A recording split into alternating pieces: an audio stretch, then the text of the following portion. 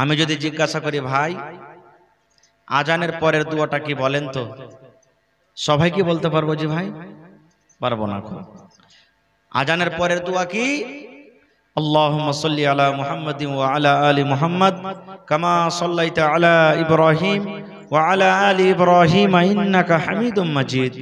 আল্লাহুম্মা বারিক আলা মুহাম্মাদ ওয়া আলা আলি মুহাম্মাদ কামা বারাকতা আলা ইব্রাহিম ওয়া আলা আলি ইব্রাহিম ইন্নাকা হামিদুম মাজিদ।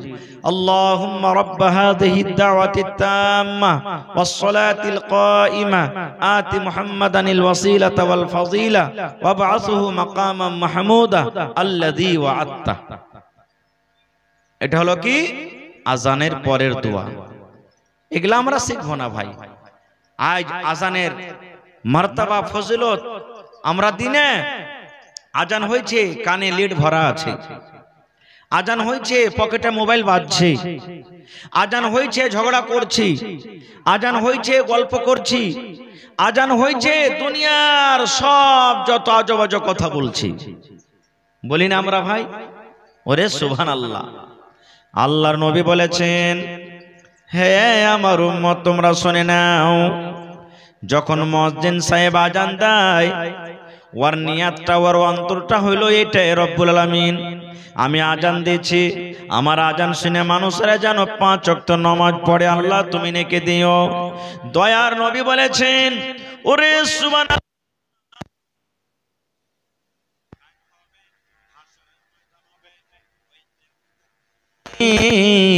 আল্লাহ রাব্বুল আলামিন ওই মুয়াজ্জিন সাহেবের গারদান খানে আল্লাহ এত উঁচা করবেন, এত উঁচা করে দিবেন, এত লম্বা হবে, কিয়ামতের দিন সমস্ত মানুষ তার দিকে দেখবে আর জিজ্ঞাসা করবে এটা হলো কে রে, ইয়ার ফজিলত কেন এরকম, ইয়ার গর্দানটাকে তো এত লম্বা, ইয়ার গর্দানটাকে তো এত লম্বা করা হয়েছে।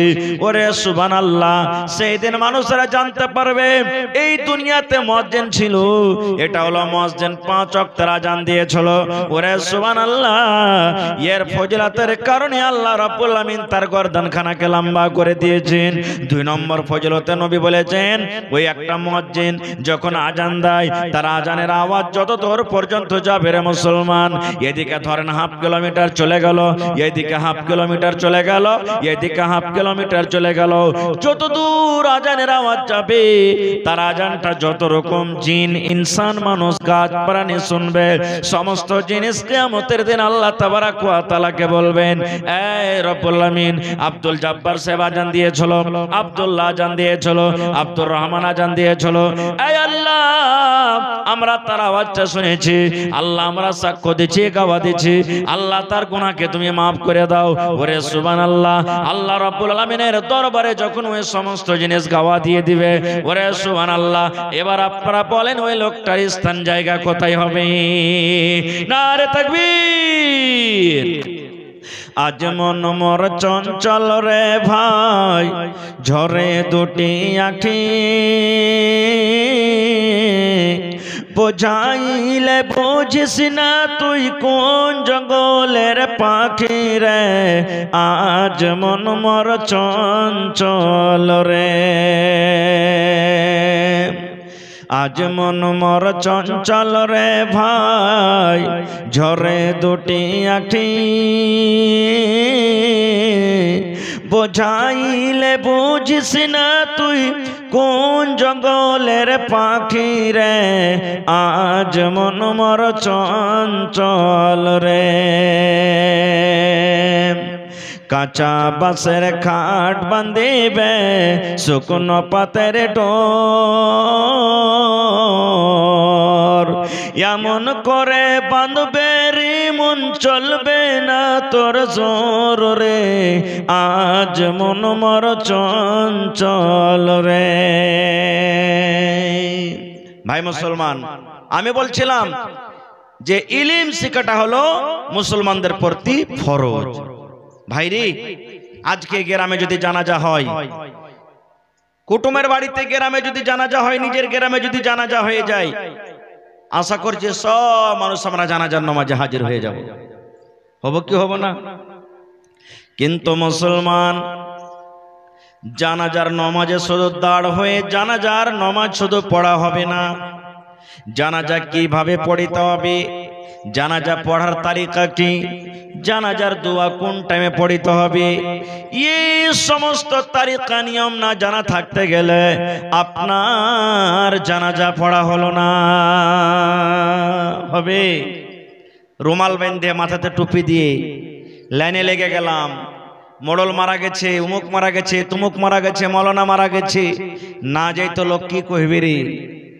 এই ডরে যদি আপনি জানাজার নামাজ পড়েন লোক কি বলবে, আল্লাহ তাবারাক ওয়া তাআলার দরবারে আপনার নামাজ কবুল হবে না, নেকি পাবেন না, আপনি নেকি পাবেন না। আজকে যদি জানাজার পর হাত তুলে দোয়া না হয় সবাই লড়াই ঝগড়া করব আমরা, এখন হয়ে গেছে মেলায়। কিন্তু ভাইরে জানাজার দোয়াটা কি, জানাজার লাইনে দাঁড় হয়ে যে জানাজার দোয়া পড়বো কি, এই দোয়াটা কি সবাই আমরা জানছি? জানি না ভাই মুসলমান।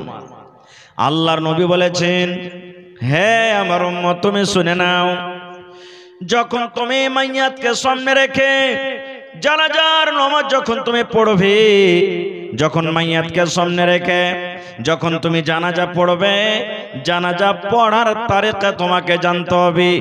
আল্লাহু আকবার বলে যখন বুকে আপনি হাত বাঁধলেন, আউযু বিল্লাহ বিসমিল্লাহ বলে সূরাতুল ফাতিহা আপনাকে পড়িতে হবে। আর সূরাতুল ফাতিহা পড়া পর আর একটা অন্য কোনো আপনাকে সূরা পড়িতে হবে। এবার 2 নম্বরে আপনি আবার তাকবীর পড়লেন, আল্লাহু আকবার। এবারে আপনাকে দুরূদ শরীফ পড়িতে হবে, আল্লাহুম্মা সাল্লি আলা আল্লাহুম্মা বারিক আলা, পূর্ণ আপনাকে পড়িতে হবে। এটা যখন আপনার পড়া হয়ে গেল, 3 নম্বর আপনি আল্লাহু আকবার বলে আবার তাকবীর দিলেন।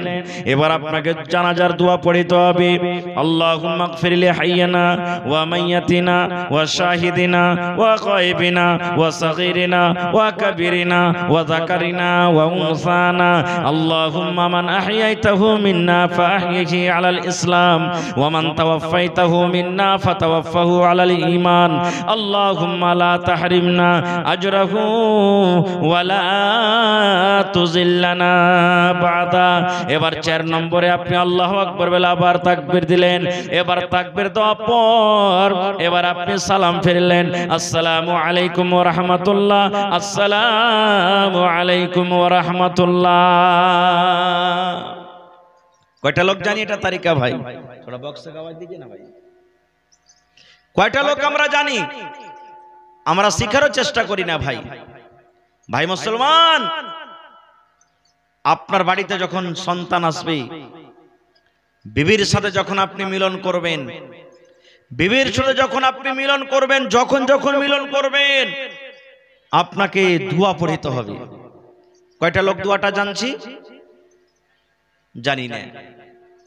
আল্লাহর নবী বলেছেন, হে আমার উম্মত তুমি শুনে নাও, যখন তুমি বউ করে বাড়িতে নিয়ে এসেছো, তোমার স্ত্রীকে তুমি বাড়িতে নিয়ে এসেছো, তোমার প্রথম বাসর ঘর যেদিন হবে, বাসর রাত যেদিন হবে, তোমার বিবির কাছে যখন তুমি যাবে, তোমার বিবি বিছানে বসে আছে, তোমার জন্য রেডি হয়ে আছে। এবার যখন তুমি বিছানে যাবে, তোমার স্ত্রীকে তুমি সালাম দাও, বিবির পাঞ্জরে তুমি বসো। বিবির পাঞ্জরে বসা পর এই বিবির মাথার উপরকার কাপড়টা তুমি একটু হটিয়ে দাও, আর এই কপালের উপরে চুলগুলা আছে, এই চুলগুলা 2টা 3টা 5টা চুলগুলা এরকম ভাবে তুমি হাতে ধরে নাও। আর ধরে নেওয়ার পর একটা এখানে তুমি দোয়া পড়ো, আল্লাহুম্মা ইন্নী আসআলুকা খায়রাহা ওয়া খায়রা মা জাবালতা আলাইহি ওয়া আউযু বিকা মিন শাররিহা ওয়া শাররি মা জাবালতা আলাইহি। এই দোয়াটা পড়িতে হবে। পড়েছি কি কেউ? জানি না, তা পড়বো কি? এবারে নবী বলেছেন, এবার তোমার বিবির সাথে তুমি যে মিলন করবে, তোমাকে এই টাইমে দোয়া পড়িতে হবে। এবার দোয়া পড়লেন, ওরে সুবহানাল্লাহ, দোয়াটা আপনি পড়লেন, দোয়া পড়ার পর বিবির সাথে মিলন করলেন, আপনার শরীরটা নাপাক হয়ে গেল। আপনি যদি ওই শরীর নিয়ে নামাজ পড়েন, নামাজ আপনার হবে না। ওই শরীর নিয়ে আপনি মসজিদের ভেতরে যেতে পারবেন না, ওই শরীর নিয়ে আপনি কোরআন মাজিদ ছুঁতে পারবেন না। কিন্তু হ্যাঁ, যদি কোনো ভাই যদি বলে আমি শরীরটা আমার নাপাক হয়ে আছে, খাওয়ার আমার দরকার আছে, ওযু করে আপনি খানা খাইতে পারেন। মায়েরা খালারা ভাত রান্না করবে, মায়েরা খালারা গোসল করতে পারেনি, মায়েরা খালারা ওযু করে ভাত রান্না করতে পারে।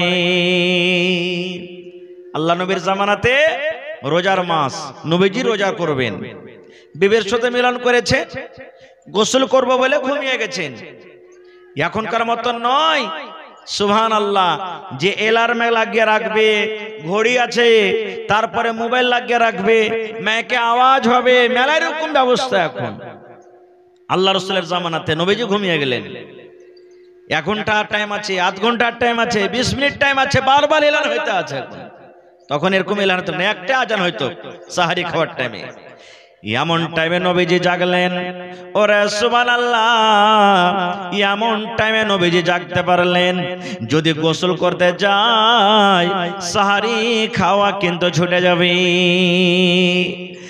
আর যদি সাহারি খেতে যায়, তাহলে কিন্তু গোসল করা কিন্তু হবে না। এমন টাইমে নবীজি জাগলেন যে যদি গোসল করতে যায়, সাহারি খাওয়া হবে না, সাহারি যদি খায় গোসল করা হবে না। ওরে সুবহানাল্লাহ, এবারে নবীজি কি করলেন দেখেন, ওযু করলেন, ওযু করার পর সাহারি নবীজি খেয়ে নিলেন। সাহারি খাওয়ার পর এইবারে ফরজ গোসল করলেন, গোসল করার পর নবীজি ফজরের নামাজ আদায় করলেন। ভাই মুসলমান, বলার উদ্দেশ্য হলো যে মানুষের শরীরটা নাপাক হয়ে যায় বিবির সাথে যখন মিলন করে কিংবা স্বপ্নদোষ যখন হয়। এবার গোসল কি এমনি গোসল, জেল গেলাম, মাথাতে হড় হড় করে পানি ঢেলে দিলাম, গোসল হয়ে গেল? জি না রে মুসলমান, দয়ার নবী ফরজ গোসল কেমন করে করতে হবে নবীজি শিখিয়ে দিয়েছেন। গোসল করার তারিকা আছে। নদীতে ডুব দিয়ে দিলাম, গোসল হয়ে গেল না। নল চালু করে দিলাম, গোসল হয়ে গেল না। বদনা দিয়ে পানি দিয়ে ভিজিয়ে দিলাম, শরীরটা গোসল হয়ে গেল না। নবীজি যেই তারিকাতে গোসল করে দেখিয়ে দিয়েছেন, নবীজি যেই তারিকাতে গোসল করেছেন, সেই তারিকাতে যদি আমার আপনার গোসল না হয়, সারা জীবন গোসল করতে গেল ভাই মুসলমান গোসল হলো না, গোসল হলো না।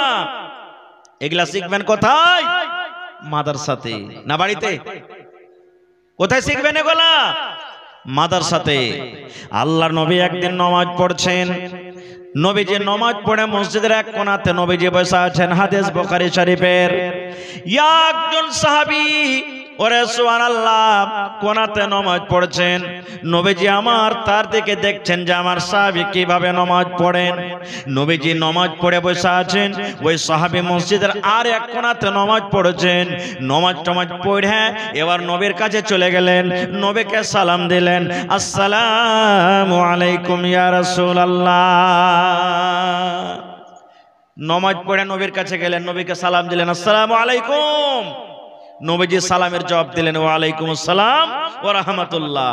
এবার নবীজি কি বলছেন ওই সাহাবীকে, এ আমার সাহাবী শোনো, ইরজে ফাসাল্লি ফাইন্না কালাম তুসাল্লি। এ আমার সাহাবী তুমি শোনো, ইরজে তুমি ঘুরে যাও, তুমি ঘুরে যাও, তুমি নামাজ পড়ো, কারণ তুমি নামাজ পড়োনি।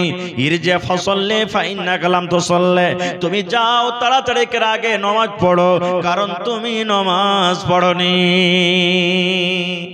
কিন্তু নবীজি দেখলেন সে সাহাবীকে যে নামাজ পড়ে এসে আমাকে কি করলেন, সালাম দিলেন নাকি? নবীজি দেখলেন তাকে নামাজ পড়তে, সেই সাহাবী নামাজ পড়ে সালাম দিলেন নবীকে। এবার নবীজি সালামের জবাব দিয়ে বলছেন, তুমি যাও নামাজ পড়ো, তুমি নামাজ পড়োনি। কি বললেন? নামাজ। এ কথাটা বললেন না যে তুমি নামাজ পড়ো, তোমার নামাজ পড়া হয়নি, এ কথা বললেন না। কি বললেন? তুমি নামাজই পড়োনি, তুমি নামাজ পড়ো। নামাজ পড়া হয়নি আর নামাজ পড়েনি পার্থক্য আছে না নেই? বলেন, পার্থক্য আছে না নেই? সেই সাহাবী চলে গেলেন, নামাজ পড়লেন। আবার নবীজি আমার দেখছেন আমার সাহাবী কিভাবে নামাজ পড়ছেন, আবার দ্বিতীয়বার নামাজ পড়লেন। নামাজ পড়ার পর সেই নবীজিকে সালাম দিলেন, আসসালামু আলাইকুম। নবীজি জবাব দিলেন। এবার নবীজি আবার বলছেন, ওরে আমার সাহাবী, তুমি ঘুরে যাও, নামাজ পড়ো। ফাইন্না কালাম তো সাল্লে, তুমি নামাজ পড়োনি। এবারও নামাজ নবীজি বললেন না তোমার নামাজ পড়া হয়নি। নবীজি বললেন তুমি নামাজ পড়ো, কারণ তুমি এখনো নামাজ পড়োনি। চলে গেলেন, আবার তৃতীয় নম্বরে নামাজ পড়লেন সে সাহাবী।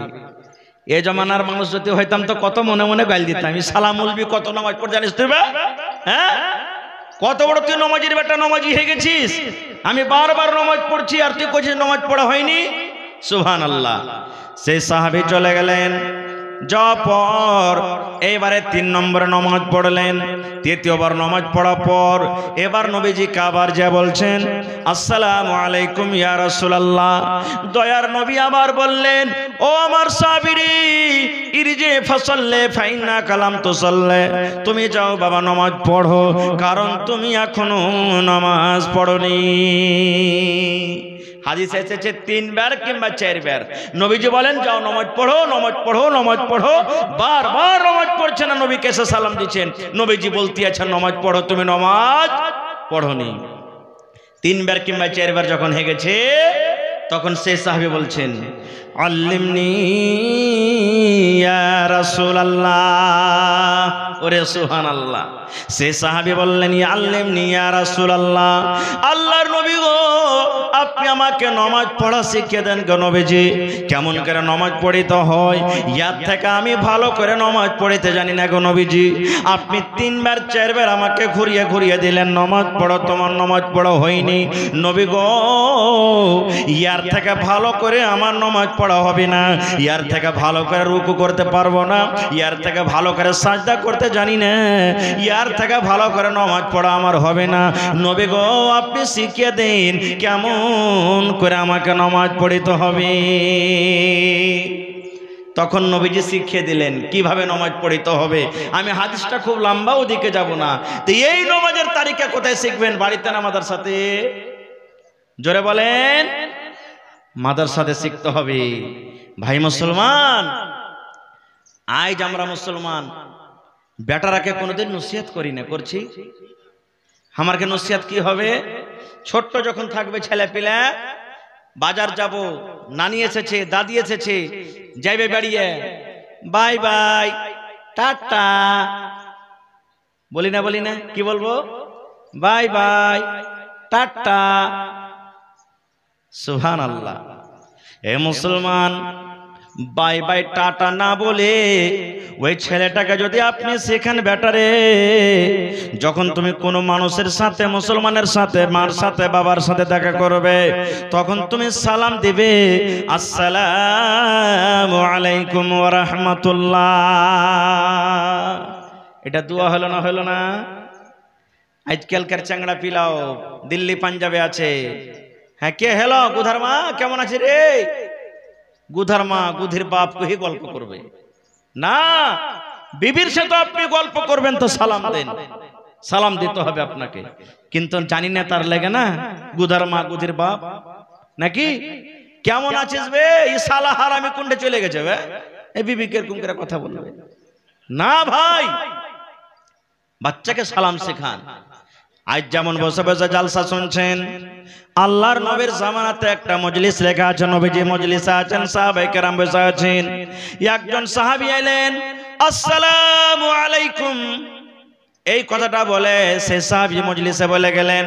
নবীজি বললেন, সাহাবী রে, এই যে সালাম দিয়েছে আমার সাহাবী আসসালামু আলাইকুম, এই সালামটা দেওয়ার কারণে আল্লাহ রাব্বুল আমিন তার নেকের দপ্তরে খাতাতে 10টা নেকি লিখে দিলেন। কয়টা নেকি? 10টা। আবার একটা সাহাবী চলে এলেন, আসার পর বলছেন, আসসালামু আলাইকুম ওয়া রাহমাতুল্লাহ। কি বাড়াইলেন? ওয়া রাহমাতুল্লাহ কথাটা বাড়িয়ে দিলেন। ওই সাহাবী বলেছিলেন আসসালামু আলাইকুম, এবারে সাহাবী এসে বলছেন আসসালামু আলাইকুম ওয়া রাহমাতুল্লাহ, এই কথাটা বলে বসে গেলেন। দয়ার নবী বললেন সাহাবী রে, আমার এই সাহাবীর দফতরে আল্লাহ রাব্বুল আলামিন খাতাতে 20 খানা নেকি লিখে দিলেন। এই বসে আছেন, আবার একটা সাহাবী এসে বলছেন আসসালামু আলাইকুম ওয়া রাহমাতুল্লাহি ওয়া বারাকাতুহু। এবার নবীজি বললেন আল্লাহ রাব্বুল আলামিন তার খাতাতে ফেরেশতারাকে 30 খানা নেকি লিখে দিলেন। কত যে আসান জি ভাই, কত আসান। নেকি নেকি এগুলা শিখবো কোথায়? সুবহানাল্লাহ। বাড়িতে ঢুকবেন বিসমিল্লাহ, বাড়িতে ঢুকবেন বিসমিল্লাহ, খাইতে বসবেন বিসমিল্লাহ, ওরে সুবহানাল্লাহ, ঘরে ঢুকবেন বিসমিল্লাহ। আল্লাহর নবী বলেছেন পেশাব পায়খানাতে যখন তুমি যাবে রে উম্মত, যখন তুমি পেশাব করতে বসবে, নর হোক কিংবা নারী হোক, একটা দোয়া পড়তে হবে, বিসমিল্লাহি আল্লাহুম্মা ইন্নী আউযু বিকা মিনাল খুবুসি ওয়াল খাবাইস। জিন ভূত থেকে 24 জিন, 24 ভূত থেকে গেলে বাঁচার দোয়া। দেখবেন সন্ধ্যাবেলাতে হঠাৎ পেট দরদ হতে লাগলো, আপনি এই দোয়াগুলা পড়বেন, বেঁচে থাকবেন এই সমস্ত মুসিবত থেকে। এগুলা শিখবেন কোথায়? মাদ্রাসাতে শিখতে হবে। এখনকার ভাইয়েরা তো পেশাব করছে, পেশাব করতে বসবে, 2-3টা যদি 10 বন্ধু থাকে, গল্প চলছে, পেশাব করছে, এদিকে চলছে আর স্টার্ট বোরিং, এদিকে গল্প করছে। এরে ভাই শোনেন, আল্লাহ নবী বলেছেন উম্মত পেশাব পায়খানাতে যখন তুমি বসবে, গল্প করা দূরের কথা, তোমাকে যদি কেউ সালাম দিয়ে দেয় তার জবাব তুমি দিও না। আসসালামু আলাইকুম, আপনি পেশাব করতে বসে আছেন, কোনো মানুষ রাস্তা দিয়ে চলে যায় আর আপনাকে যদি জবাব দিতে সালাম দিয়ে দেয় আসসালামু আলাইকুম, আপনাকে নবী বলেছেন সালামের জবাব তোমাকে দিতে হবে না। তুমি পেশাব পায়খানা থেকে ফারিগ হয়ে যাও, আর ফারিগ হওয়ার পর তখন তুমি সালামের জবাব দাও। বসে বসে কইয়া না ওয়ালাইকুম সালাম, এ ভাই রুক আসছি, জি না বলতে হবে না। এগুলো শিখবেন কোথায়? মাদ্রাসাতে। ভাইরে, ছেলে পিলাকে যেমন তালিম আপনি দিবেন তেমন আপনার ছেলেটা শিখবে। আজ মুসলমানের ইলমের কারণে মুসলমান মোবাইলে যা দেখছে নিজের আমলে নিয়ে আসছে। দেখে না সালমান খান কেমন চুল ছেড়েছে, আমির খান কেমন চুল ছেড়েছে, অমুক লোকটা কেমন চুল ছেড়েছে, অন্য কেউ ও ছাড়বে। এক জামানা ছিল পাছা দিকে চুল ছাড়তো, তখন ও ঘুরিয়া ঘুরিয়া ঘুরিয়ে পিছে দিকে চুলটাকে ছাড়তো। ফের একটা জামানা আইলো আগে দিকে চুল মারলে এরকম করে, বাপরে চুলের ফরক একবারে ঢেউ হেসিতে হয়ে গেল। আবার এক জামানা এখন এসেছে সুবহানাল্লাহ, গোটাই চারিদিকে ও চুল কাটবে, খালি কৈতরের মাথা টোপের মতন মধ্যখানে চুল, ওইটা নাকি বলে জুত্তা কাটিং চুল, নাকি কহে কুত্তা কাটিং। সুবহানাল্লাহ। এ ভাই মুসলমান, এগুলা শিখবেন কোথায়? আল্লাহর কসম দিয়ে বলছি, যদি ভালো আলিম হয় দেখবেন কোন মৌলবি সাহেব এরকম করে চুল কাটে না। কাটছে কি? ও জানছে এটা নবীর তারিকা নয়, এরকম চুল কাটাতে গুনাহ হবে, পাপ হবে, ও কাটবে না খো, আর গুনাহ থেকে বাঁচবে, কারণ ওর ভিতরে ইলম আছে। এই মতো যদি আপনার ছেলে মেয়েকে যদি আপনি ইলম দেন, তাহলে কি এই সমস্ত গুনাহ করবে? করবে না। একদিন লোকমান হাকিম আল্লাহ তাবারাক ওয়া তাআলা তার ওয়াজ তার নসিহতকে এত ভালোবেসেছেন, তার কথাটা কোরআনে আল্লাহ তাবারাক ওয়া তাআলা দিয়েছেন। লোকমান হাকিম একদিন তার সমস্ত বেটারাকে জমা করে বলছেন, ইয়া বুনাইয়া, ও আমার কলেজার টুকরা সন্তানেরা শোনো, লা তুশরিক বিল্লাহ, তোমরা আল্লাহ রাব্বুল আলামিনের সাথে অন্য কাউকে শরীক করিও না, আল্লাহর সাথে তোমরা শিরিক করিও না। আল্লাহ রাব্বুল আলামিন হলেন এক, আল্লাহর মা নাই, আল্লাহর বাবা নাই, আল্লাহর নানা নাই, আল্লাহর নানি নাই, আল্লাহর দাদা নাই, আল্লাহর বিবি নাই, আল্লাহর বাচ্চা নাই, আল্লাহ রাব্বুল আলামিন ব্যতীত আল্লাহ রাব্বুল আলামিনের সাথে অন্য কেউ নাই। এই জন্য ধন রে, তোমরা আল্লাহর সাথে অন্য কাউকে শিরিক করিও না, কারণ ইন্না শিরকা লা যুলমুন আযীম, শিরিক হলো সব থেকে বড় গুনাহ। কোনদিন ছেলে পিলাকে ওয়াজ নসিহত করেছি, বেটা রে ফুল প্যান্ট পিনেছিস বেটা, এই টাকনা থেকে নিচে যাতে ফুল প্যান্টটা না যায়, এই যে টাকনা আছে টাকনা থেকে নিচে না যায়। বেটিকে বলেছি, বেটি রে তুই লোক ভালো করে কাপড় পিঁধে থাকবি, পায়জামা সালোয়ার জাম্পার পিঁধে থাকবি বেটি, যাতে তোর এই টাকনাটা কোনোদিন উদাম না হয়। কি হবে? আল্লাহর নবী বলেছেন, হ্যাঁ আমার উম্মত তোমরা শুনে নাও, যদি টাকনা থেকে নিচে তোমার লুঙ্গি পায়জামা চলে যায়, তাহলে ওই জায়গাটা কিয়ামতের দিন জাহান্নামের আগুনে জ্বলবে, পুড়বে। সুবহানাল্লাহ। এখন দেখেন 100টার মধ্যে 95টা আমার নওজোয়ান ভাইরা ফুল প্যান্ট জিন্স পেনবে, একবারে চাপ্পাল পর্যন্ত তার ফুল প্যান্ট সেটে যাবে। ভাইরে জেনে রাখেন, নবীর হাদিস, এই জায়গাটা আপনার কিয়ামতের দিন আগুনে জ্বলবে, আগুনে জ্বলবে। এটা হাদিসের কথা। শিখবেন কোথায়? এই মাদ্রাসাতে শিখতে হবে ভাই আপনাকে। এই মাদ্রাসার দরকার আছে। মাদ্রাসা একটা এমন জিনিস, আজ থেকে মোটামুটি 10 বছর 15 বছর 20 বছর আগে যখন আমাদের এলাকাতে বিজলি ছিল না, কত পেরেশানি নাকি। লাইন যখন আইলো তো টাইমে টাইমে ঘুষ করে কাটে, ঘুষ করে ঠাকে, কত মন খারাপ। দোয়া করছিলেন আপনারাও, আল্লাহ হয় জাগালিতে কিংবা কাপড়টিতে যদি একটা পাওয়ার হাউস গলা বসত তো কত ভালো হইতো। আজ জাগালিতে পাওয়ার হাউস বেঁচে গেছে, কত সুবিধা হয়েছে, হয়নি? হয়েছে না হয়নি? এই মাদ্রাসা হলো একটা পাওয়ার হাউস। মাদ্রাসা হলো কি? Power house. আজ আপনার গ্রামে জালসা, জার্নিটার চলছে, বিনা তেলে চলছে না তেলে? জোরে বলেন। জার্নিটার না থাকতে গেলে এই পিন্ডালটা আজ আলো হয়তো ভাই, আলো হয়তো। গ্রামকে যদি রোশন করতে চাহেন, গ্রামের নামকে যদি উঁচা করতে চাহেন, আল্লাহ আল্লাহ রসুলকে যদি চিনতে চাহেন, মাদ্রাসার দরকার আছে। একটা ঘটনা বলি, দুনিয়াবি ঘটনা। সুবহানাল্লাহ। ইলম কোনোটাই কমি নাই ভাই। আপনি ছেলেকে মাস্টার করেন, ছেলেকে ডাক্তার করেন, ছেলেকে ইঞ্জিনিয়ার করেন, ছেলেকে প্রফেসর করেন, কিন্তু সব থেকে আগে ছেলেকে দ্বীনি তালিম দিতে হবে ভাই। আপনাকে দ্বীনি তালিম দিতে হবে। প্রথমে দিন, তারপরে দুনিয়া। ভাই মুসলমান, এক এমবিবিএস ডাক্তার, বড় ডাক্তার, নাম করা এমডি ডাক্তার, বাপ মারা গেছে শুনে বাপের জানাজাতে এসেছে। মৌলানা সাহেব, ইমাম সাহেব ডাক্তার সাহেবকে আগা দিকে ডাকলেন, ডাক্তার সাহেব আপনি তো হুঁশিয়ার মানুষ, পড়ালেখা মানুষ, এমবিবিএস এমডি, আপনি ডাক্তার, তো আপনার হক বলছে যে আপনি আপনার বাপের জানাজাটা পড়িয়ে দেন আপনি। কারণ বেটা যদি মুলবি আছে, বাপ মরেছে, মা মরেছে, বেটার বেশি হক যে বাপের মায়ের জানাজা পড়াইবে। ভাই মরেছে, ভাই মুলবি আছে, ভাইয়ের বেশি হক যে ভাইয়ের জানাজা পড়াইবে। চাচা মারা গেছে, ভাতিজা মুলবি আছে, ভাতিজার হক যে ওই চাচার জানাজার নামাজ পড়াইবে। এবার যদি নিজের মধ্যে মুলবি না থাকে তো ইমাম সাহেব তো আছে সরকারি সবারই নাকি। কিন্তু ভাই এবার আপনি বলেন, কয়টা গ্রামে মুলবি আছে আমাদের? কয়টা মুলবি আছে? যদি এক এক দুটা মুলবি আছে তো ওর পিছে 5টা 10টা করে লেগে আছে ওকে বদনাম করবে লেগে। এরকম তো সমাজের লোক। সাউথ আফ্রিকা মনে হয়, বলছি এখন আছে আমার মোবাইলে, ওখানে একটা দেশ, সাউথ আফ্রিকা একটা দেশ, ওখানে এক ইউনিভার্সিটির গেটে লেখা আছে, যদি কোনো কমকে যদি বরবাদ করতে চাও, কোনো কমকে যদি ধ্বংস করতে চাও, তাহলে প্রথমে ওর যেটা পণ্ডিত আলেম আছে ওকে বদনাম করো। কোন কমকে যদি বরবাদ করতে চাও, হালাক করতে চাও, তো ওর যেটা আলিম আছে, পণ্ডিত আছে, মৌলবি আছে, ওকে বদনাম করো। ওকে বদনাম করতে গেলে তুমি কামিয়াব হয়ে যাবে। আজ দেখেন ঠিক সময়টা চলে এসেছে ভাই। বলার উদ্দেশ্য, এমবিবিএস ডাক্তার আগে হাজির। মৌলানা সাহেব বলছেন, ডাক্তার সাহেব এটা হলো আপনার আব্বা, আপনার আব্বার জানাজার সামনে হাজির আছে, আপনার আব্বার জানাজার নামাজটা আপনি পড়িয়ে দেন। আপনার বেঁচে হক আপনি জানাজার নামাজ পড়েন। যেমন কথাটা বলা, ওরে সুবহানাল্লাহ। ডাক্তার সাহেবের চোখ দিয়ে ঝরঝর ঝরঝর করে পানি ঝরতে লাগলো।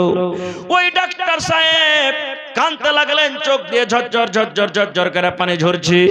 ইমাম সাহেব বলছেন, ও ডাক্তার বাবু কি ব্যাপার, কেন আপনি কাঁদছেন? কান্দার কারণটা কি? আল্লাহ রাব্বুল আমিন দুনিয়াতে আসার সময় দিয়েছে, যাওয়ার সময় দিয়েছে। আপনার আব্বার যাওয়ার টাইম হয়ে গেছে, দুনিয়ার আল্লাহ হায়াত শেষ করে দিয়েছেন, এই জন্য আপনি জানাজার নামাজ পড়িয়ে দেন, কাঁদিয়েন না। এবার ডাক্তার সাহেব বলছেন, মাওলানা আমার আব্বা জান দুনিয়া থেকে চলে যাচ্ছেন, মারা গেছেন, এই জন্য আমি কান্দি না। তবে কেন কান্দেন? বলছেন, মাওলানা এই জন্য আমি কান্দি, আল্লাহ রাব্বুল আমিন আমাকে আমাকে এত বড় ডাক্তার করেছেন, আমার আব্বাজান জমিন বিক্রি করে করে করে করে আমাকে এত বড় একটা ডাক্তার করে দিয়েছেন, আমার আব্বাজান নিজে কষ্ট করে আমাকে এত বড় একটা ডাক্তার করেছেন। আজকে আমি লাখ 2 লাখ টাকা মাসে ইনকাম করি, কিন্তু আমি ডাক্তার হয়েছি, এমন আমি ইলম হাসিল করেছি। আজকে আমার আব্বাজান মরে পড়ে আছে, তার জানাজার নামাজ পড়িতে হবে কেমন করে? জানাজার দোয়া কি আমি জানাজার দোয়া পর্যন্ত জানি না,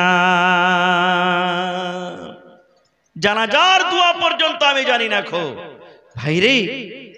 এই জন্য বলি প্রত্যেক মানুষ কম করে একটা করে বেটাকে মৌলভী সাহেব করেন, একটা করে বেটাকে দিনদার করেন, কি লাভ আছে? আল্লাহর নবী বলেছেন ইজামা তাল ইনসান, মানুষ যখন মরে যাবে সমস্ত আমল তার বন্ধ হয়ে যাবে। নামাজ পড়েছিলেন দুনিয়াতে, মরে গেলেন নামাজের নেকি শেষ। রোজা রাখছিলেন, মরে গেলেন, বন্ধ হয়ে গেল। দুনিয়ার সমস্ত আমল বন্ধ হয়ে যাবে, কিন্তু নবীজি 1400 বছর আগে এলেন করেছেন উম্মতরে ইল্লা মিন সালাসা, 3টা আমল এমন আছে তুমি কবরে চলে যাবে, কবরের ভিতরে তোমার জায়গা হয়ে যাবে, মরার পর সে আমলগুলি কিন্তু বন্ধ হবে না। একটা তার মধ্যে হলো সাদকায়ে জারিয়া। সাদকায়ে জারিয়া কাকে বলে? এই যে আপনি আজকে মাদ্রাসা বানাতে বসেছেন, একটা মাদ্রাসা হবে, ওরে সুবহানাল্লাহ, মাদ্রাসা বনে যাবে, ছেলেরা কোরআন পড়বে, মেয়েরা কোরআন পড়বে, ওই মাদ্রাসা আপনার আবাদ হবে, মাদ্রাসা চলবে। আপনি মাদ্রাসা কায়েম করে দুনিয়া থেকে চলে গেলেন, আল্লাহ রাব্বুল আমিন এই সাদকায়ে জারিয়া মানে এই নেকিটা মরার পর আপনার কবরে আল্লাহ দিতে থাকবেন। একটা হলো নেককার সন্তান, বেটা হোক কিংবা বেটি হোক, ওরে আল্লাহ আপনি ইলমের মেসেজ দিয়েছেন, আর ইলমটা কত বড় দৌলত জানেন? সুবহানাল্লাহ। এক শায়ের নিজে বলছেন ইলম ওহ দৌলত হ্যায় जो कभी लुटती नहीं, इल्म वो दौलत है जो कभी लुटती नहीं, हजार खर्च करने से कभी घटती नहीं। आज আপনি 5000 টাকা কাপড়টি বাজার নিয়ে চলে গেলেন, শাড়ি কিনলেন, তরকারি কিনলেন, এই কিনলেন, ওই কিনলেন, টাকাটা আপনার 5000 টাকায় ঘুরে আসবে না কমবে? ভাই একটু কথা বলেন, কমবে। কিন্তু আমার এই ভাই মাওলানা আব্দুল মাতিন সাহেব আপনাকে গ্রামে পড়াইছে নাকি? কয় বছর থেকে পড়াইছেন মাওলানা? এবারই পড়াইছেন। এতটি বাচ্চা, যেই মেয়েরা, যে আমার ছোট ছোট বেটিরা বোনেরা তাকরির করে গেল, মনে হয় মাদ্রাসারই তারা ছাত্রী নাকি? আল্লাহুস সামাদ। মনে হয় একটা বানাতে পড়ালেখা করছে, এরকম তারা তাকরির করে গেল। মনে হয় একটা বড় বড় বানাতে তারা পড়ালেখা করছে, এরকম তারা ওয়াজ নসিহত করে গেল। ভাইরে, তাহলে আমার বলার উদ্দেশ্য হলো এই যে সব দৌলত শেষ হয়ে যাবে, ফানা হয়ে যাবে।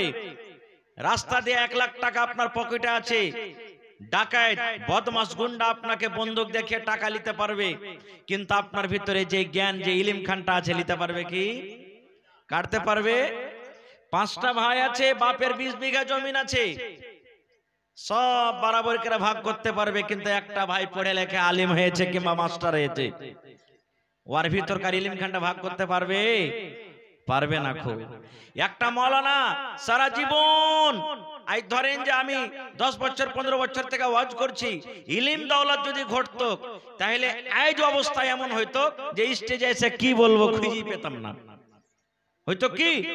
কিন্তু না, তাই কই বলছেন ইলমে ওহ দৌলত है जो कभी लुटती नहीं, हजार खर्च करने से कभी घटती नहीं। যত পড়াইবেন, যত বলবেন, আরো বাড়বে, কোনোদিন জীবনে ঘটবে না। খুব ভাই মুসলমান, আল্লাহ তাবারাক ওয়া তাআলা নবীকে সর্বপ্রথম যে জিনিসটা দান করেছেন সেটা হলো কি? ইলম। ইলম কেমন করে দান করলেন? লম্বা ঘটনা, ছোট করে আমি বলি। নবী তখন নবী হননি। নবীজির প্রথম স্ত্রীর নাম হলো মা খাদিজা রাদিয়াল্লাহু তাআলা আনহা। এটা হলো প্রথম স্ত্রী, আর এটা আইভি নয়, ইয়ার আগে আরো স্বামী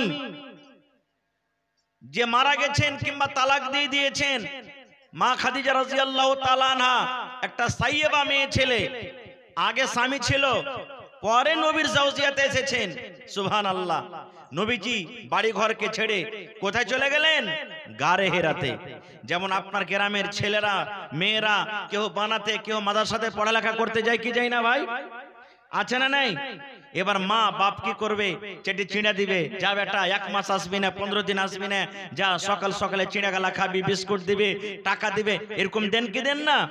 সুবহানাল্লাহ। নবীজি চলে যেতেন 2 দিন 3 দিন 5 দিন 10 দিন ওই গারে হেরাতে। সুবহানাল্লাহ। একটা পাহাড় আছে, হেরা একটা পাহাড়, অতি একটা গর্ত আছে, খাল আছে, ওই গারে হেরা পাহাড়ে চলে যেতেন, ওখানে আল্লাহর ধ্যান করতেন। সুবহানাল্লাহ। কেমন ধ্যান? আল্লাহ, মক্কার লোকেরা কেমন, এরা কেন তোমার পূজা করে না?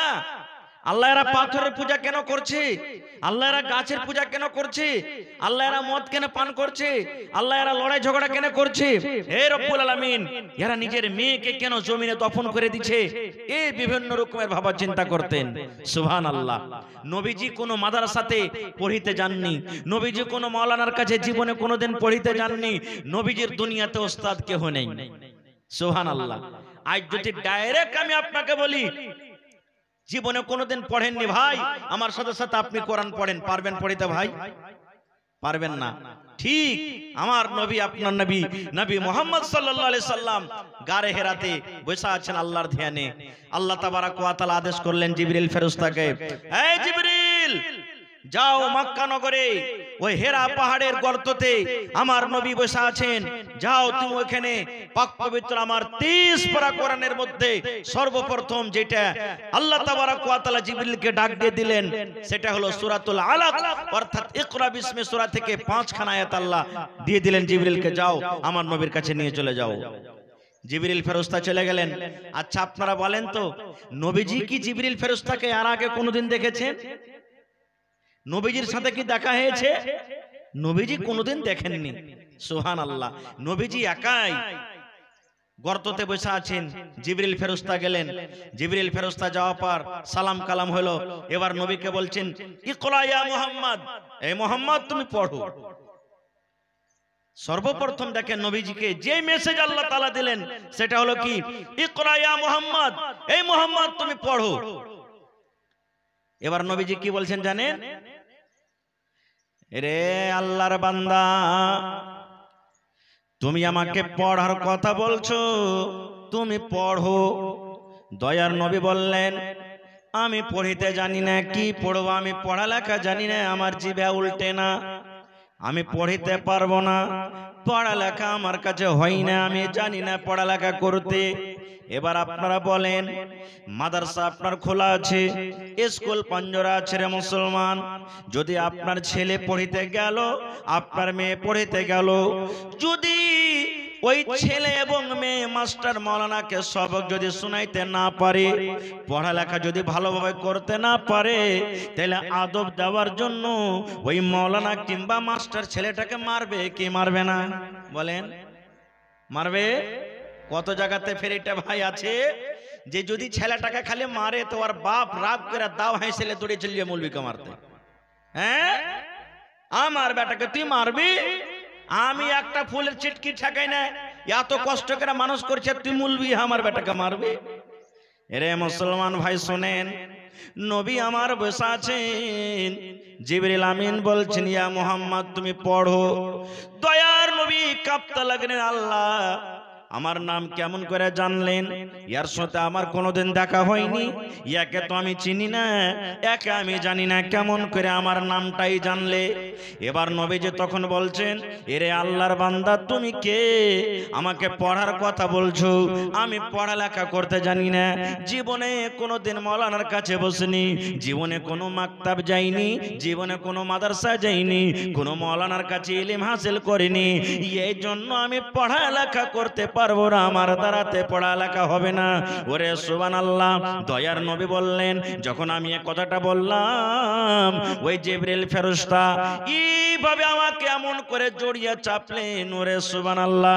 এবার চাপা মাত্র দ্বিতীয়বার আমাকে বলছেন, ইকরা ইয়া মুহাম্মদ, এ মুহাম্মদ তুমি পড়ো।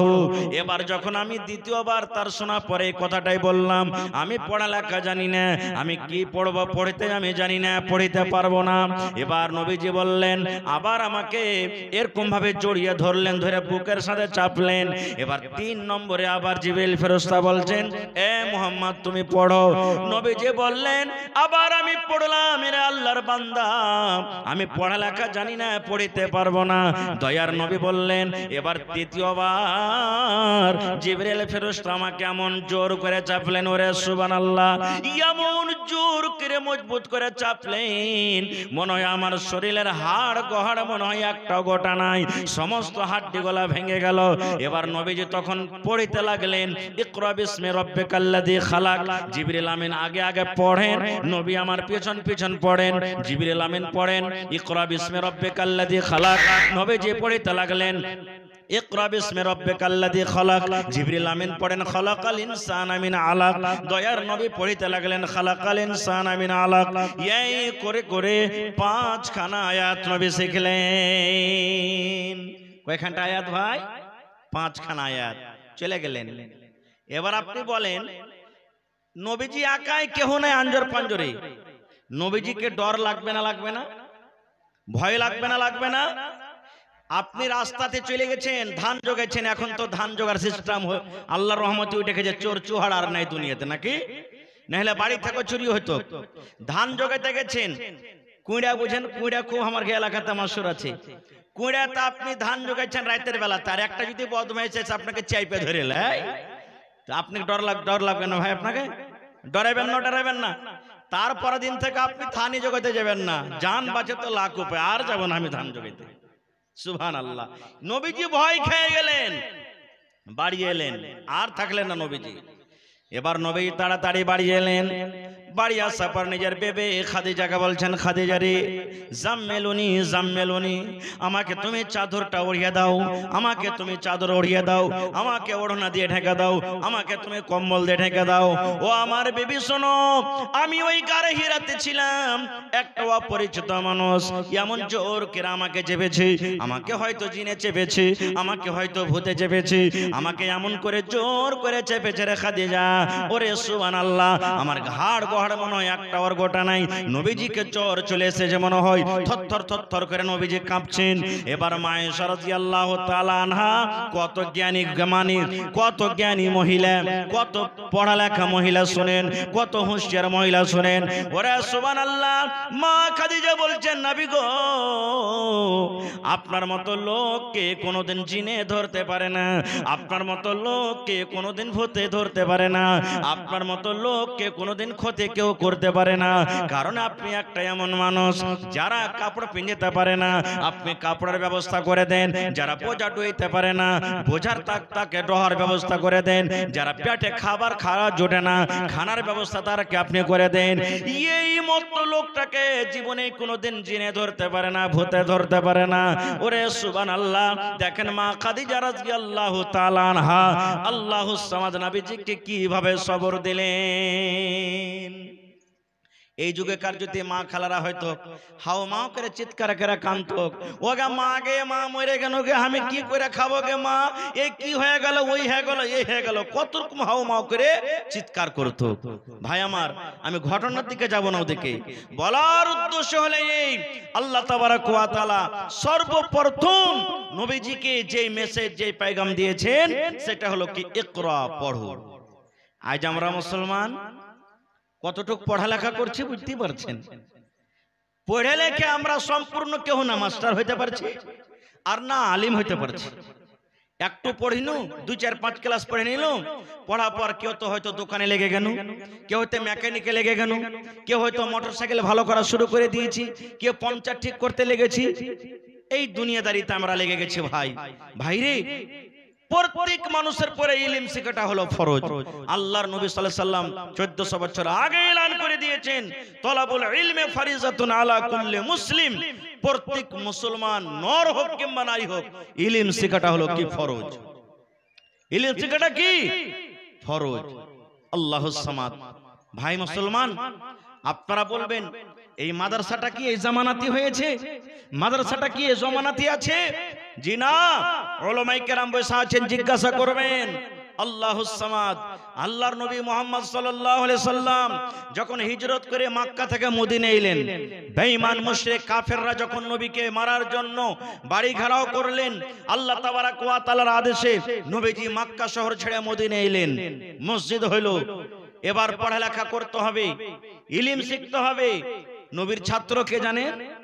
আপনার মতো, আপনাদের মতন বড় বড় সাহাবায়ে কেরাম। আবু বকর রাদিয়াল্লাহু তাআলা আনহু, আল্লাহ নবীর এটা শ্বশুর, এটা হলেন নবীজির ছাত্র।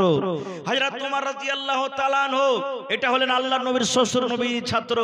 আব্দুর রহমান বিন আওফ নবীর ছাত্র। হযরত আলী ছিলেন নবীর ছাত্র। ওরে সুবহানাল্লাহ, এরকম বড় বড় সাহাবায়ে কেরাম নবীজির ছাত্র। বুখারী শরীফের একটা হাদিস এসেছে, ওমর রাদিয়াল্লাহু তাআলা আনহু একজন আনসারী সাহাবীকে ডাক দিয়ে বলছেন, ভাই রে, তুমিও গরিব মানুষ, আমিও গরিব মানুষ, খাটলে রুজি রুটি বাড়িতে আসবে, মজদুরি পাবো, ছেলে মেয়ের জন্য কিছু আনতে পারবো। আর যদি খাটতে না যাই তো বাড়ি চলবে না, হাড়ি চুলা চলবে না। আর নবীর দরবারে ইলমও শিখতে হবে। ভাই একটা কাজ করো। কি বলছে? যে আমরা দুটা ভাই, উমর রাদিয়াল্লাহু তাআলা আনহু বলছেন আনসারী সাহাবীকে, আমরা বন্ধু তালি লাগাও। কেমন বন্ধু তালি? বলছেন তুমি একদিন খাটতে চলে যাও, আমি নবীর কাছে থাকবো, নবীর সাথে থাকবো, ইলম শিখবো, নবী যা করবেন শিখবো। এবার তুমি যখন সন্ধ্যাবেলাতে খাইটা বাড়িতে আসবে, মজুরি যা পাইবে হাফ মজুরি আমাকে দিও, হাফ মজুরি তুমি বাড়িতে রাখিও। আর আমি নবীর কাছে যা সারাদিন শিখবো তোমাকে শিখিয়ে দিব। তারপর দিন আমি খাটতে চলে যাব, নবীর পাঞ্জরে তুমি থাকবে। এবার আমি খাইটা মজুরি যা পাবো তোমাকে হাফ মজুরি দিবে, আমি হাফ মজুরি রাখবো। আর তুমি যা নবীর কাছে শিখবে আমাকে তুমি শিখিয়ে দিবে। ওরে সুবহানাল্লাহ। ভাইরে দেখেন, আজ একটা ছেলেকে দেখতে আসবে, দুয়া সূরা জানো জি, দুনিয়া থেকে চলে গেলেন, আপনার ওই নেককার বেটা বেটে আল্লাহ রাব্বুল আলামিনের দরবারে যদি দোয়া করে, রব্বির হামহুমা কামা রব্বায়ানি সগীরা, রব্বির হামহুমা কামা রব্বায়ানি সগীরা, এটা হলো মা বাবার জন্য দোয়া। মা বাবার জন্য দোয়া করবেন, রব্বির হামহুমা কামা রব্বায়ানি সগীরা। আর অন্যান্য দোয়া আছে। হে মুসলমান, আপনি যদি আল্লাহর দরবারে আল্লাহকে বলেন, রব্বুল আলামিন মা বাপ কবরে চলে গেছেন কিংবা দুনিয়াতে বেছেন, আল্লাহ জি, আল্লাহ আমার জন্য আমার মা বাপ কত কষ্ট করেছে, আল্লাহ আজকে আমার মা দুনিয়াতে নেই, আব্বা নাই, কবরে চলে গেছেন, জানি না রে মাওলা মা বাপ কবরে কি হালাতে আছে। আল্লাহ তোমার নবী বলেছেন, নেককার বেটা বেটিরা যদি মা বাবার জন্য দোয়া করে, আল্লাহ রাব্বুল আমিন তার দোয়াটাকে কবরে পৌঁছে দেন। আল্লাহ নিয়াতে তোমার দরবারে দোয়া করছি, আল্লাহ আমার মা বাবার জানা অজানা, সাগীরা কাবীরা জাহিরা বাতেনা জীবনের যত গুনাহ আছে আল্লাহ তুমি মাফ করে দাও। আল্লাহ তার কবরে তুমি জান্নাতের বিছানা দিয়ে দাও। এই দোয়া যদি আপনি করেন, আল্লাহ তাবারাক ওয়া তাআলা আপনার এই দোয়াটাকে মা বাবার কবরে আল্লাহ পৌঁছে দিবেন। ভাই মুসলমান, বলার মেলায় কথা আছে ভাইরে, শেষ কথা, ইলম জরুরি আছে।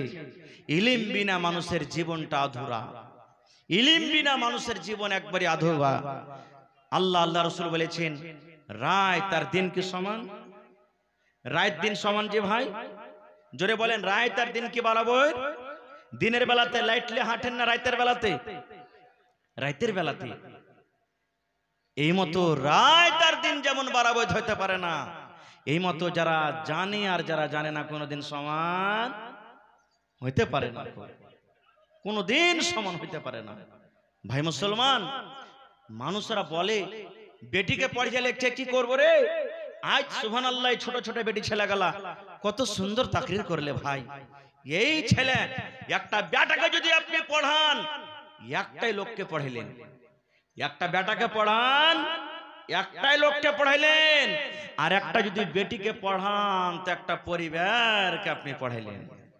কেন? বাপ মাঠে কামে কাজে চলে যাবে, বাপ কামে কাজে চলে যাবেন, সুবহানাল্লাহ অফিসে চলে যাবেন, দুনিয়ার কামে চলে যাবেন। ওই বেটি আপনার মা হবে একদিন, ওর কোলে বাচ্চা থাকবে, ওর কোলে বাচ্চা থাকবে, ওই বাচ্চাটা লালন পালন করবে।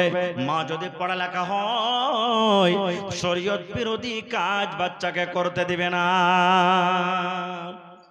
আল্লাহ রাসূলের হাদিস আছে, পশ্চিম দিকে পূর্ব দিকে মুখ করে তুমি পেশাব পায়খানা করিও না। এই হাদিসটা কতটি লোক জানছি? সবাই জানছি ভাই? জানি না, যেদিকে মন হলো পেশাব করতে শুরু করে দিলাম। আল্লাহ রাসূল বলছেন তুমি ছুপ খানটা পর্যন্ত পশ্চিম দিকে ফেলিও না। হাদিসের কথা, ছুপ যে আছে মুখে, আমরা পান খাচ্ছি, গুটখা খাই, পেচার পেচার বতকের মতন চলতে থাকছে, যেদিকে মনে হলো সেদিকে ফেলে দেন। জি না, যেমন পেশাব পায়খানা আপনি পশ্চিম দিকে করতে পাবেন না, এই মতো আপনাকে আদব, এটা হলো একটা আদব, কিবলার সম্মান দেখাতে গিয়ে আপনাকে ছুবও কিন্তু ফেলতে হবে না পশ্চিম দিকে মুখ করে। না হলে পড়ালেখা যদি মা খেলা না হয় কেমন হবে জানেন? আমি এর আগে হয়তো জালসাতে বলেছি, আগেকার জামানাতে এখানে পুরানা মানুষ মেলায় বসে আছে, যখন ছেলে পেলা বিছানে মুত্তক, মা খালারা রাইতের বেলাতে, এখনো মেলায় জায়গাতে হয়েছে, পেশাব করতে বাচ্চাটাকে আঙিনাতে নিয়ে যেত, আর আঙিনাতে নিয়ে যাওয়া ওকে দোয়া শিখাইত, পড়রে মরার বেটা মরা পড়িস না, দোয়া পড়ে শিখিস না, ওই লেগে তো তুই মুচ্ছিস। কি দোয়া? এক বাত্তা, দু বাত্তা, তিন বাত্তা, ঘর সত্তা, বাহির মুত্তা শিখাইত না ভাই গিলা। ছেলেটা পড়বে না, মর তো ঠেন, মররে বেটা মর, পড়বি না তুই, বিছানা কেন মুচ্ছিস? এক বাত্তা, দু বাত্তা, তিন বাত্তা, ঘর সত্তা, বাহির মুত্তা। আচ্ছা কহেন তো এটা কি কোনো হাদিসের কিতাবে লেখা আছে? মাওলানা জিজ্ঞাসা করেন তো। ওরে সুবহানাল্লাহ, ওই মা যদি পড়ালেখা হতো, মা যদি ইলম শিখতো, মার ভিতরে যদি জ্ঞান থাকতো, মা এক বাত্তা দু বাত্তা বেটারাকে শেখাতো না।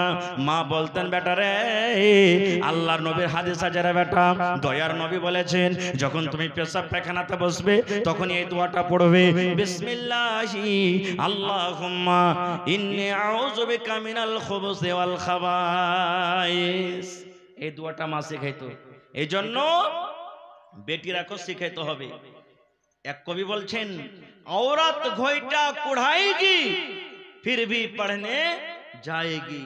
औरत लड़की घोइटा कुढ़ाएगी फिर भी पढ़ने जाएगी।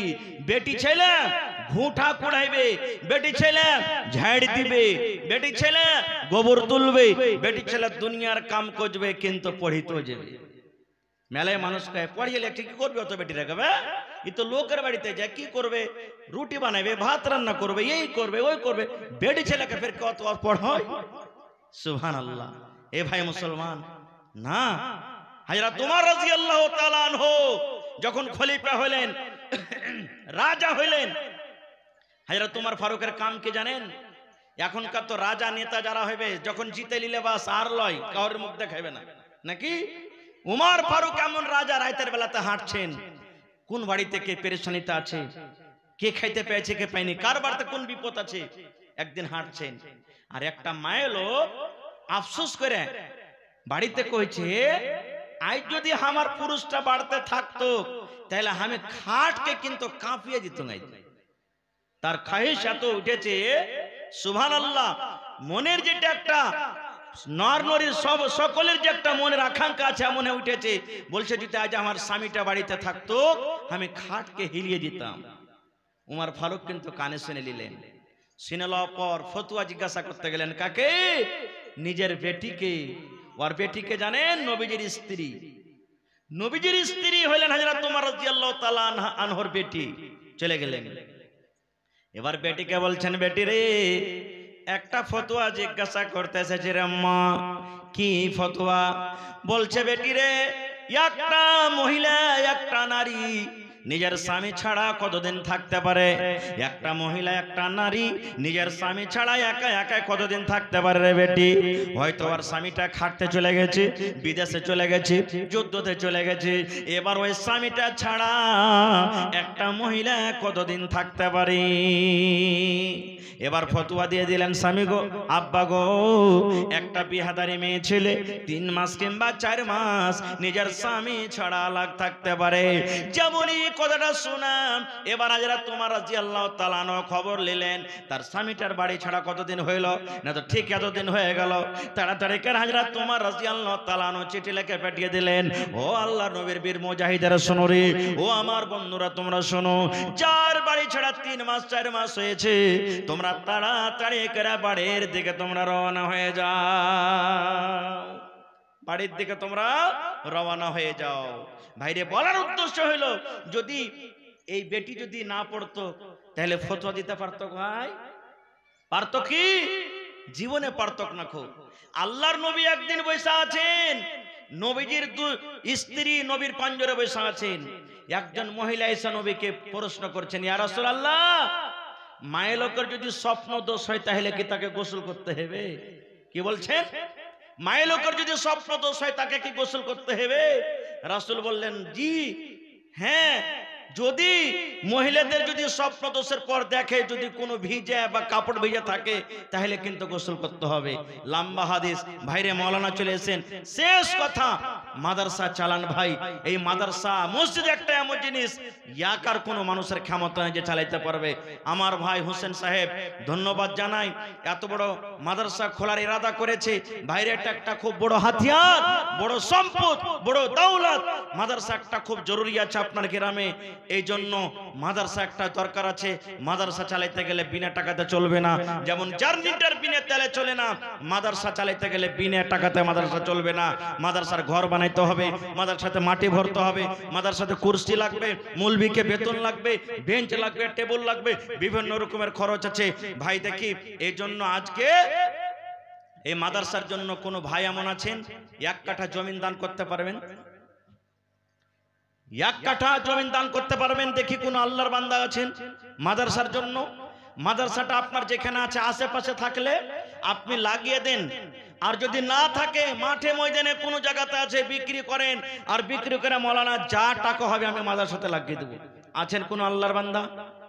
1 কাঠা না পারবেন 1 ডিসমিল? দেখি কোন আল্লাহর বান্দা একটা কেউ এমন আছে 10,000 টাকা একটা লোক দান করতে পারবেন এই মাদ্রাসার জন্য? দেখি কোন আল্লাহর বান্দা এমন আছেন 2, 4, 5টা 5,000 টাকা একটা কেউ কোন আল্লাহর বান্দা দান করতে পারবেন? ভাইরে আমি বেশি সময় নেব না, আমার মেহমানে কেরাম হাজির হয়ে গেছেন, খুব লম্বা বড় সফর করে এসেছেন, তাদেরকে শুনতে হবে। 10 মিনিটের মধ্যে 5 মিনিটের মধ্যে আপনাদের মূল্যবান দান দেখি যেটা যা নিয়ত করে এসেছেন আল্লাহর রাস্তে চট চট চট চট চট করে আমার হাতে দিয়ে দেন, আমি দোয়া দেব, আপনাদের কাছ থেকে দোয়া নেব, এখান থেকে বিদায় হয়ে চলে যাব। দেখি আল্লাহর রাস্তে কেউ আসেন তো? একটা লোক 10,000 টাকা 1 কাঠা জমিনের আমি আবদার করেছি, মেলায় জালসাতে জমিন পাওয়া গেছে, মসজিদের জন্য, মাদ্রাসার জন্য, বিভিন্ন জায়গাতে পাওয়া গেছে। আজকে দেখি আপনার মাঠে ময়দানে কোনো জায়গাতে আছে, মাঠে হোক, ডিহি বাড়ি হোক, রোডের কান্নাতে হোক, চষতে হোক, যেখানে হোক, আপনি 1 কাঠা জমিন আপনি দান করেন, আল্লাহ তাবারাক ওয়া তাআলা আপনার সাদকায়ে জারিয়া হিসাবে